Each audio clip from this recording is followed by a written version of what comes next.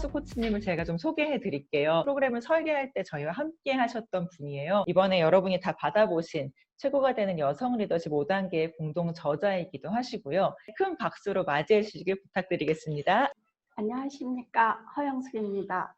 오늘 우리가 제목을 보면 어려움, 두 번째 성장 전략, 세 번째 조직의 지원 전략, 이렇게 얘기를 진행을 해보도록 하겠습니다. 우리가 조직 내에서 여성이 성장하는 데 있어서 악조건을 얘기를 하면은 텃세라든가 편견이라든가 육아라든가 이런 얘기들을 할 수 있는데, 모든 사람한테 공동으로 동시에 적용되는 것은 아니거든요. 나는 현재 어떤 어려움에 봉착해 있는가, 그 부분에 따라서 성장 전략이 되게 달라져야 된다고 생각을 해요. 1970년대부터도 여성들이 대학을 가는 상황들이 많았다라고 얘기를 하지만 사람들은 그렇게 인식을 잘 안 해요. 왜냐하면 대학을 졸업을 하고 취업을 하면 25, 26을 직장 생활을 하고 27살 되기 전에 결혼을 한다라고 생각을 해보세요. 회사는 퇴직을 하는 퇴직 각서를 쓰고 취업을 하던 시기였었어요. 그래서 대학을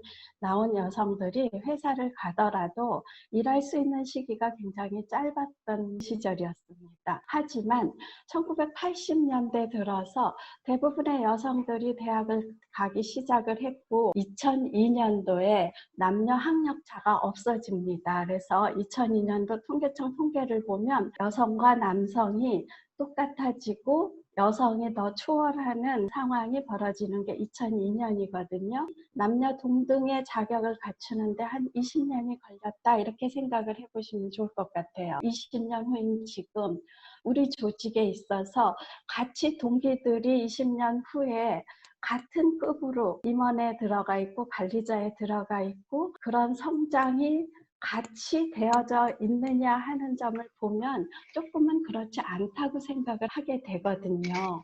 아직도 유리벽이라든가 유리천장이라든가 이런 것들이 현존한다라는 상황을 우리가 알 수 있는 거거든요. 사실 유리벽이나 유리천장 얘기는 50년 전부터 우리에게 익숙한 얘기예요. 50년 동안에도 그게 해소가 안 됐다라고 생각을 하시면 좋을 것 같아요. 그 속에서 우리가 살아간다라고 생각을 했을 때 우리 선배들이 임원으로 잘 올라가지 못했거나 관리직으로 갈 때는 여성들이 비중이 확 낮아지는구나 하는 거를 알게 되면 여성들의 자기개발 의욕, 성장하려는 의욕이 계속적으로 낮아지고, 그냥 정년 퇴직까지 내가 육아를 하면서 나의 성장은 포기하자라는 쪽으로 여성들의 동기부여가 굉장히 낮은, 그렇게 됐을 때 여성들과 조직에 있어서 양쪽 다 그렇게 바람직한 상황은 아니다라는 그런 생각을 하게 되는 거라고 보여요.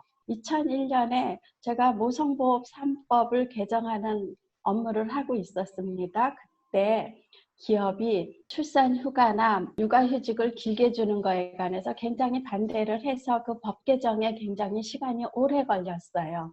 저희들 담당자들이 조용히 남성의 육아휴직이라든가 입양을 할 때도 출산휴가를 주자라든가 이런 부분들을 조용히 끼워 넣기 시작을 했는데, 기업이나 이 노조하고 협상을 할 때 아무도 관심을 갖지 않더라고요. 왜냐하면 남성한테 육아휴직을 준다고 해도 남성들이 육아휴직을 가지 않을 테니까 그거 법조항에 들어가도 별로 상관없어, 여성들의 육아휴직 얘기만 하자, 이렇게 되는 거였거든요. 20년이 지난 지금 남성들의 육아휴직이 시작이 되고 그냥 일반적으로 그래, 남성들도 육아휴직 갈 수 있잖아 라고 생각을 하기 시작을 했다는 거죠. 사회적으로 인식이 바뀌고 제도를 사용하고자 하는데도 20년이 걸린다 하는 것을 알 수 있을 거예요. 그런 유리천장과 유리벽, 이런 부분, 그 다음에 남녀가 동등하게 자격을 갖추고 있다라든가 사회의 제도가 그런 제도를 활용한다 하는 것만으로는 완전하지 않은 상황이고, 우리가 그것을 벗어나려고 하는 게 편견이나 관습이나 텃세를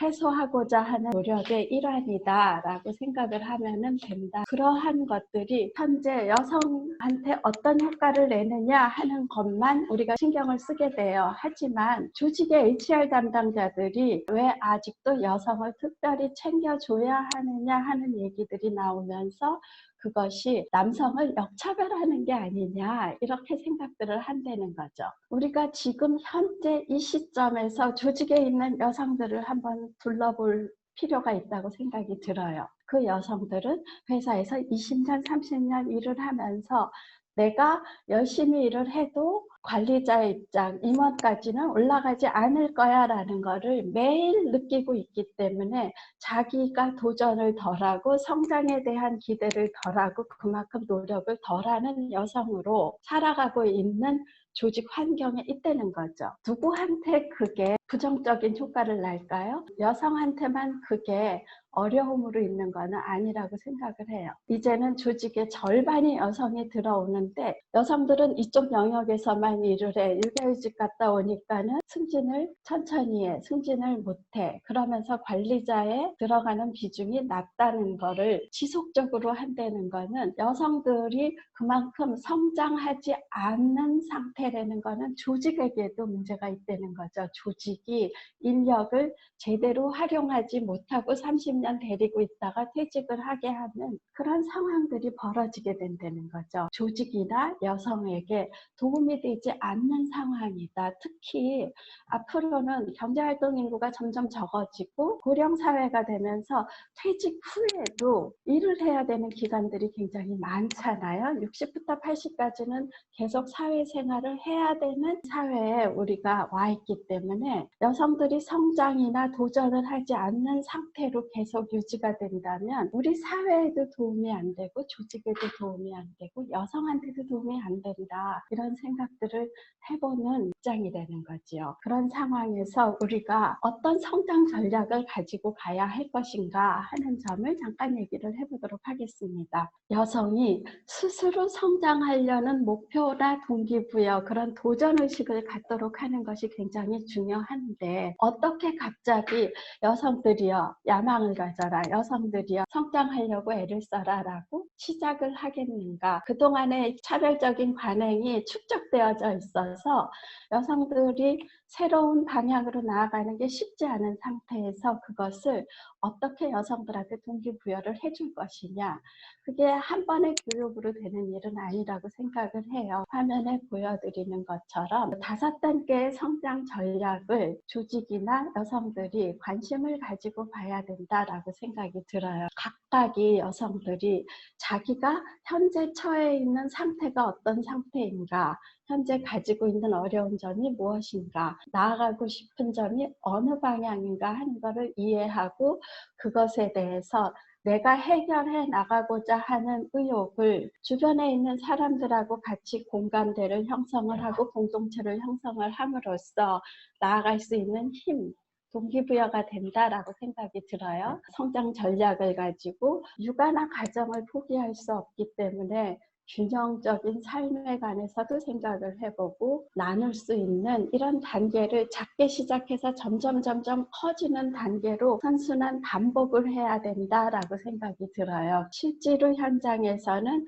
애자일 프로세스나 디자일 띵킹이나 스프린트나 여러 가지 방법론을 얘기를 해주는데 그러한 방법론을 기초로 해서 우리가 선순환으로 작게 시작해서 점점 커가는 성장 동력, 성장 플랜을 가지고 진행을 해 봐야 하는 시기다라는 생각을 합니다. 그래서 우리의 성장 전략은 작게 시작해서 점점 커지고 반복을 통해서 점점 더 규모를 키워나가는 성장 전략으로 진행을 하면 좋겠다라고 생각이 들어요. 조직은 어떻게 지원을 해줄 것인가 하고 생각을 해본다면 사람마다 그간의 경험이나 자신의 업무에 따라서 굉장히 방향성이 다른 상태에 봉착해 있을 거다 하는 거죠. 그 상황에 따라서 여성 리더로 성장하고자 하는 그 여성들이 현재 처해 있는 상태가 어느 방향으로 시작을 하고 어느 방향으로 가야 할 거냐를 그때그때 판단할 수 있고 점검할 수 있어야 된다라고 생각이 들어요. 만약에 업무는 잘하지만 관리를 아직 안 해본 초입의 단계라고 한다면은 마이크로 프로젝트 쪽으로 방향을 가는 것이 맞다고 생각을 해요. 여성들은 자기 할 일은 굉장히 잘하지만 남한테 시켜서 남이 내가 잘하는 것만큼 해가지고 오도록 만드는 그 관리의 방법에는 아직 서툴 수가 있다는 거죠. 그랬을 때 일을 작게 나누어서 시켜보고 그것을 여러 사람이 여러 번에 걸쳐서 해가지고 온 것을 합해서 조합을 시켜서 키워나가는 성장 전략으로 초기에 시도를 해보고 관리 역량이 늘어나면 그 다음 단계로 매크로 프로젝트로 간다는 거죠. 매크로 프로젝트에서는 내가 다른 사람한테 일을 시킬 때 그 사람이 전문성이 뭔지 경험이 뭔지 무엇을 잘하는지를 판단하고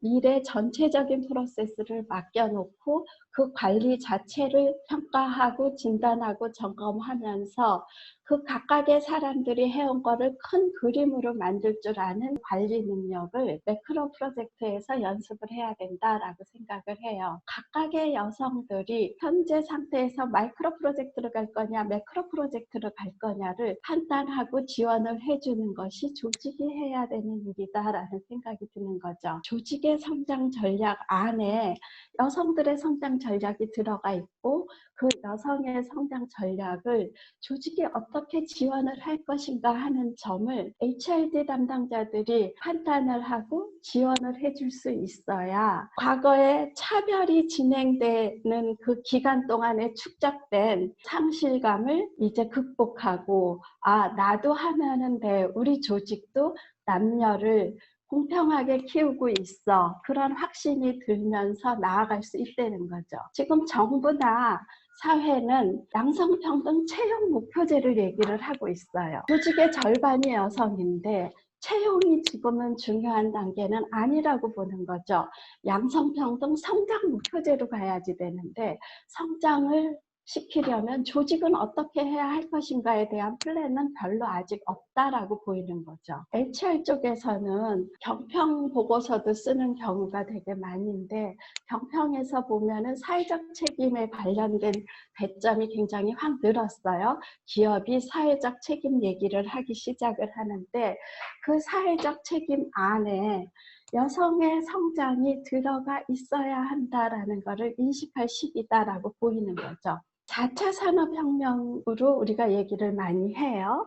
4차 산업혁명 사회로 진입을 하면 세상이 어떻게 바뀔 것인가 하고 다들 두려워하고 있습니다. 기업에 중요한 결정을 하는 분들은 디지털 트랜스포메이션을 굉장히 심각하게 생각을 해요. 우리 회사에 축적되고 있는 이 데이터들을 어떻게 일원화해서 머신러닝해서 인공지능이나 자동화를 통해 가지고 회사 자체를 업그레이드 할 것인가 하는데 굉장히 신경을 쓰고 있거든요. 그런데 그런 데이터를 축적하고 마이닝 해가지고 미래를 예측하는데 어떤 인력이 도움이 될 것인가 하는 부분을 생각해 볼 필요가 있다라고 보이는 거죠. 예전에는 중요한 결정에는 남성 중심의 구조가 굉장히 중요했어요. 왜냐하면 남성들은 출근하고 퇴근 후에 회식 시간에 술자리를 거쳐서 다양한 정보를 가지고 다시 출근 시간에 그 정보를 근간으로 업무들을 수행을 했었거든요. 지금 사회는 이미 많이 바뀌었어요. 그래서 디지털 트랜스포메이션이나 인공지능이나 데이터라는 것은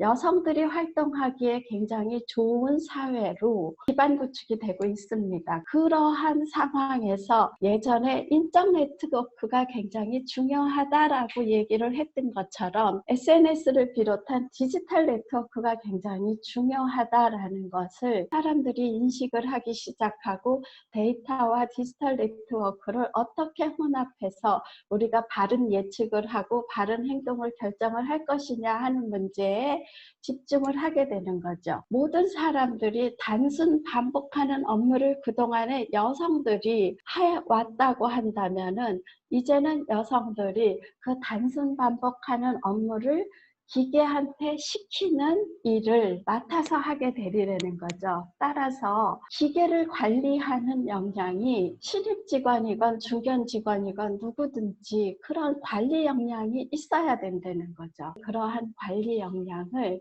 어느 순간부터 가르칠 것이냐, 신입사원 때부터 가르쳐야 되는 일들이 벌어진다라고 생각을 합니다. 어떤 업무를 처음부터 끝까지 내가 해서 넘기는 것과 다른 사람이 그 일을 하도록, 다른 기계가 그 일을 하도록 시키는 것, 그러한 부분들을 우리가 생각을 해봤을 때 누구도 내가 내 업무만 잘하는 데에서 벗어나서 내가 기계나 사람한테 일을 시켜서 제대로 된 성과물 산출물을 받아서 그거를 잘 묶어서 만들어내야 하는 그런 시기에 우리 모두 와 있다라고 봤을 때 여성들이 그런 일을 잘 하도록 지원을 해주는 것은 기업의 조직에서도 중요하고 여성한테도 중요한 시기다 이렇게 생각을 해요. 육아도 어렵고 승진도 어렵고 텃세도 어렵고 사회적 편견도 아직도 어려운데 내가 가지고 있는 어려움은 무엇인가 하나에 집중을 해서